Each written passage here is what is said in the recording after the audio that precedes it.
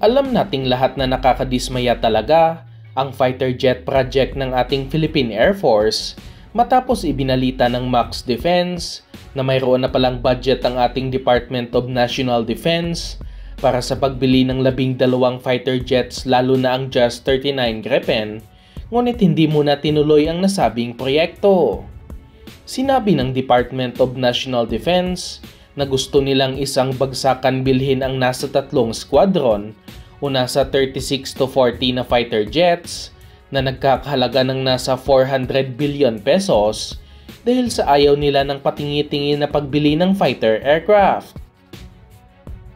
Kabaliktaran naman ang nangyayari ngayon sa Philippine Navy na kung saan marami na silang nabiling bagong warships at fully delivered na ang 2 Miguel Malvar class frigates na kasalukuyang pinaka-capable na warship ng ating bansa na kanilang in-order mula sa South Korea.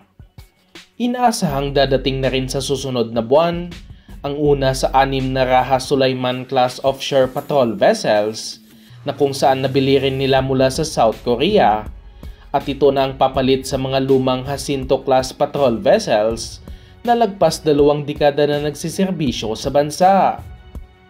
Dagdagan pa ito ng nasa 2 pang guided missile frigates na sinasabing pipirmahan ang kontrata ngayong taon na kung saan may budget naman ng nasa 43 billion pesos at mas malakas pa ang mga ito sa mga Miguel Malvar frigates dahil na rin sa mas marami ang kayang dalhing armas nito.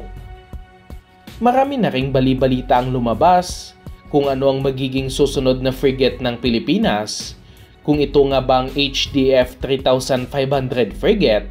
na sinasabing may pinakamalaking tsansa na mapili sa proyekto o ang HDF 4300 o mas kilala bilang Chungnam class guided missile frigate na di hamak na mas capable dahil sa advance na mga sistema nito. At sa bagong balita na ating nakalap, hindi pa nagtatapos ang patuloy na pag-acquire ng Philippine Navy ng mga vessels na magbabantay sa ating territorial waters matapos may bali-balitang ino-offer na naman ng bansang Indonesia ang KCR-60M missile-armed fast attack craft na gawa ng PT PAL Shipbuilding Company na siya ring gumagawa ng ating mga Tarlac-class landing platform vessels. Inaasahang ino-offer ito ng Indonesia sa fast attack interdiction craft project ng Philippine Navy na may budget ng nasa 16 billion pesos at makikipaglaban ito sa offer mula sa France at bansang Israel.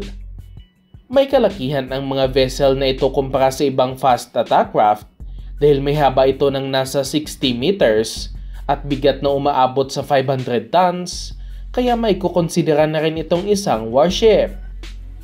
Armado din ito ng isang Bofors 57mm naval gun na kung saan may rate of fire ng nasa 220 rounds kada minuto na ginagamit laban sa mga maliliit na vessels at pwede rin gamitin laban sa mga aerial targets tulad ng mga aircraft at drones at may sinasabing range ito na umaabot sa 17 kilometers.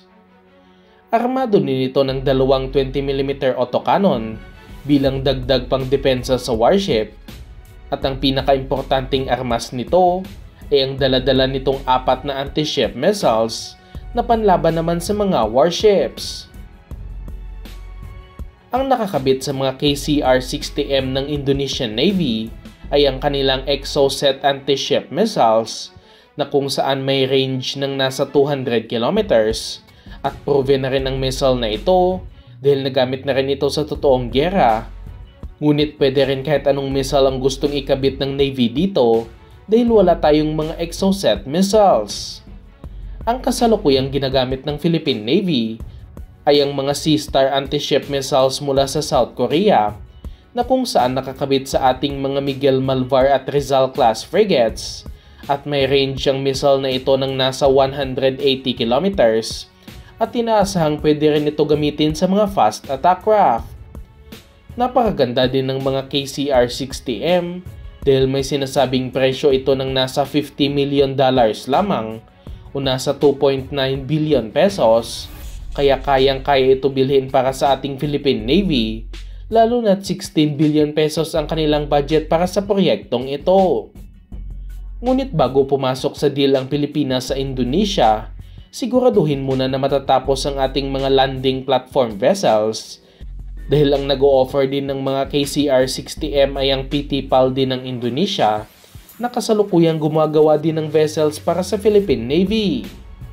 Dapat ay ngayong taon na i-deliver ang mga warships, ngunit sinasabing sa susunod na taon i-deliver ulit ang mga vessels na kailangan na rin sana ngayon ng ating bansa.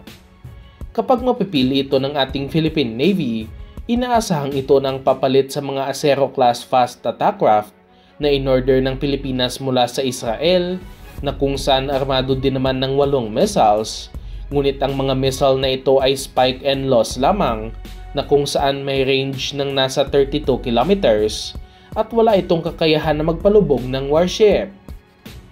Ang isa pang contender din para sa proyekto ay ang offer naman mula sa bansang France na mga FPB-98 missile-armed patrol boats na armado naman ng 2 Marte anti-ship missiles na kung saan may range ng nasa 100 kilometers.